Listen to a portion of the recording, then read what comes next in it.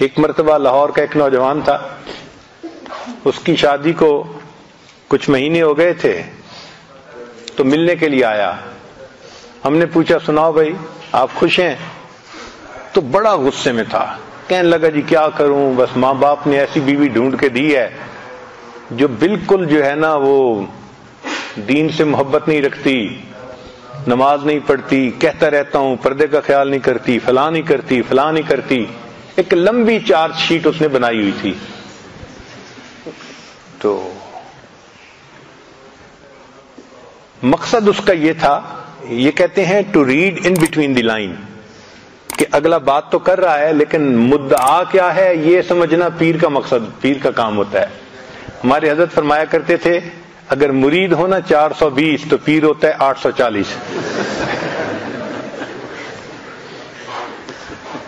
اللہ تعالیٰ ان کو وہ فہم دے دیتے ہیں کہ وہ سمجھ جاتے ہیں کہ یہ چاہتا کیا ہے. اور ہمارے حضرت رحمت اللہ کو تو اللہ نے کشف عطا فرمایا تھا. ایک مرتبہ کراچی میں یہ عاجز خدمت میں حاضر تھا تو ایک عالم آئے، تو مجھے پتا تھا کہ یہ عالم حضرت سے کیا پوچھنے کے لیے آئے ہیں. تو میں حضرت کی خدمت میں حاضر ہوا اور میں نے کہا کہ حضرت وہ فلاں عالم آپ سے ملنے کے لیے آئے ہیں. حضرت نے میری طرف دیکھا اور فرمانے لگے میں لعنت بھیجتا ہوں اس پیر پر کہ جس کو کوئی ملنے کے لیے آئے اور پیر کو پتہ نہ چلے یہ کیوں آیا ہے. میں لعنت بھیجتا ہوں اس پیر پر کہ ملنے کے لیے کوئی آئے اور اس کو یہ پتہ نہ چلے یہ کیوں ملنے کے لیے آیا ہے. تو ہمارے حضرت کو تو اللہ نے کشف دیا تھا، اللہ نے ان کو ایسی فہم دی تھی، فراست دی تھی کہ وہ پہچانتے تھے. ایک مرتبہ ایک عالم تھے چکوال میں ساتھ گئے تو میں نے عرض کیا حضرت میرے ساتھ ایک عالم آئے ہیں، علاقے کے بڑے معروف عالم ہیں.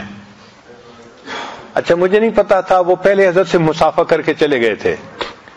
تو جب میں نے یہ کہا تو حضرت مجھے فرمان لگے ہاں میں نے اسے پڑھ لیا ہے، ہاں میں نے اسے پڑھ لیا ہے.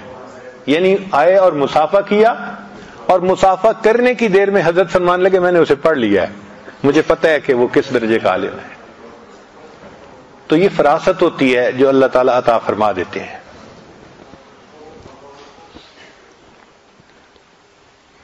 اب اس نوجوان نے آ کے نا جب لمبی چارج شیٹ بیان کی تو مجھے سمجھ لگ گئی کہ یہ کہنا کیا چاہتا ہے. وہ اصل میں مجھ سے NOC مانگ رہا تھا کہ حضرت جی کہہ دیں کہ تم اس کی طبیعت ذرا ٹھیک کرو تو میں بیوی کو جو ہے ذرا ٹھیک کر دوں گا. خیر جب اس نے اپنی ساری بات کر لی تو میں نے اس سے کہا کہ اچھا مجھے یہ بتاؤ کہ جس وقت شادی ہوئی تھی اس وقت تو آپ بھی اسی حال میں تھے، چونکہ اس کو بیعت ہوئے بھی تھوڑا وقت ہوا تھا. شادی کے وقت جیسا لڑکا تھا ویسی لڑکی ماں باپ نے ڈھونڈی تھی. کہنے لگے جی ہاں اس وقت تو میری بھی حالت وہی تھی. میں نے کہا پھر آپ کیسے بدلے؟ کہ جی میں نے آپ کے بیانات سنے، پھر میں نے بیعت کر لی اور میری زندگی بالکل بدل گئی. میں نے کہا کیا یہ موقع آپ کی بیوی کو بھی ملا؟ کہنے لگا نہیں. میں نے کہا کسی مجلس میں اس کو بیان سنوایا؟ کہنے لگے نہیں. میں نے کہا جب تک وہ یہ بیان نہیں سنے گی تو زندگی کیسے بدلے گی؟ یہ تو قصور اس کا نہیں ہے، یہ تو قصور آپ کا ہے جس نے موقع ہی نہیں دیا. تو تھوڑا سا نا وہ سلو ہو گیا کہ بھئی میں جس شد و مد کے ساتھ آیا تھا نا یہاں یہ سلسلہ نہیں چلے گا. اچھا خیر میں نے پھر اس کے بعد اس سے ویسے باتیں کی، جنرل باتیں جو ہوتی ہیں نوکری کے بارے میں ادھر ادھر کی. اور پھر اس کے بعد اس کو رخصت کرتے ہوئے میں نے کہا کہ آپ ایسا کریں کہ جب جائیں نا تو جاتے ہوئے راستے سے مٹھائی کا ایک ڈبہ لے لیں. اس نے پوچھا جی؟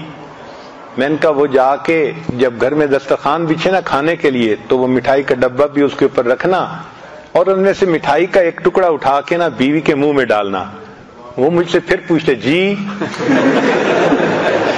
اس کو سمجھ نہیں آ رہی تھی کہ بھئی یہ مجھے کہہ کیا رہے ہیں. وہ تو آیا تھا اس کو سیدھا کرنے کی نیت سے اور ہم اسے کہہ رہے تھے کہ بیوی کے منہ میں مٹھائی کا. تو پھر میں نے اسے کہا کہ بھئی میں فارسی نہیں بول رہا اردو میں بات کر رہا ہوں، آپ مقصد کو سمجھیں کہ جائیں اور یہ سنت عمل ہے اور آپ تو ماشاءاللہ اب بہت سنتوں پہ عمل کرتے ہیں تو اس سنت پہ بھی عمل کریں. کہنے لگا جی ٹھیک ہے. وہ چلا گیا. اللہ کی شان دیکھیں کہ دوسرے دن بیوی کو لے کے آیا، میری بیوی بیعت ہونے کے لیے آئی ہے. میں نے پوچھا کیسے؟ کہنے لگا میں گھر گیا, مٹھائی کا ڈبہ دسترخوان پہ رکھوایا تو بیوی خاموشی سے دیکھتی رہی کہ یہ ہو کیا رہا ہے. پھر لقمہ کھاتے کھاتے میں نے ایک گلاب جامن اٹھایا اور بیوی کے منہ کی طرف بڑھایا تو وہ میری طرف دیکھنے لگی کہ کیا کر رہے ہو. تو میں نے کہا کہ یہ مجھے حضرت صاحب نے بتایا ہے کہ نبی علیہ السلام کی سنت ہے تو میں اس سنت پہ عمل کر رہا ہوں, تمہارے منہ میں یہ لقمہ. کہنے لگے بیوی نے وہ مٹھائی کا ٹکڑا کھا تو لیا, لیکن اس کے بعد وہ سر جھکا کر بیٹھ گئی اور مجھے کہنے لگی کہ اچھا مجھے نبی علیہ السلام کی اور سنتیں بھی سکھاؤ, مجھے نبی علیہ السلام کی اور سنتیں بھی سکھاؤ.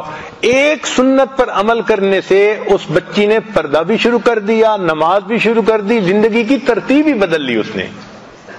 تو محبوب صلی اللہ علیہ وسلم کی ایک سنت میں اتنی طاقت ہے کہ ایک آزاد خیال بچی وہ اپنی زندگی کا رخ ہی بدل لیتی ہے. اگر کسی کی بیوی دین کی طرف نہیں آتی تو یہ اس کے خاوند کا قصور ہوتا ہے کہ اس نے دین کو مجسم شکل میں پیش نہیں کیا ہوتا. اگر دین کو ہم مجسم شکل میں پیش کرتے تو سب سے زیادہ ہماری قدردان ہماری بیوی ہوتی. اور اس کی دلیل کیا ہے کہ نبی علیہ السلام نے جب نبوت کا دعویٰ فرمایا تو سب سے پہلے کون ایمان لے کے آیا؟ عورتوں میں سیدہ خدیجہ کبریٰ رضی اللہ تعالیٰ, جو بیوی تھی, جو جتنا قریب رہتی تھی اتنا جلدی وہ ایمان لے کے آئی. تو دین میں تو مقناطیسیت ایسی ہے کہ جو اس پر عمل کرے گا اس کی بیوی اس پہ قربان جائے گی. مگر ہم ایسا تو نہیں نہ کر سکتے کہ بیوی نیک بن کے رہے اور ہم آزاد بن کے رہیں, یہ نہیں ہو سکتا. ہماری یہ تمنا پوری نہیں ہو سکتی. ہم خود نیک بنیں گے تو پھر گھر والے اولاد پھر وہ بھی نیک بنیں گے. تو بہرحال ہم اللہ رب العزت سے راضی ہیں کہ وہ ہمارے رب ہیں, نبی علیہ السلام سے راضی ہیں کہ وہ ہمارے پیغمبر ہیں, اور ہم دین اسلام سے راضی ہیں کہ وہ ہمارا دین ہے.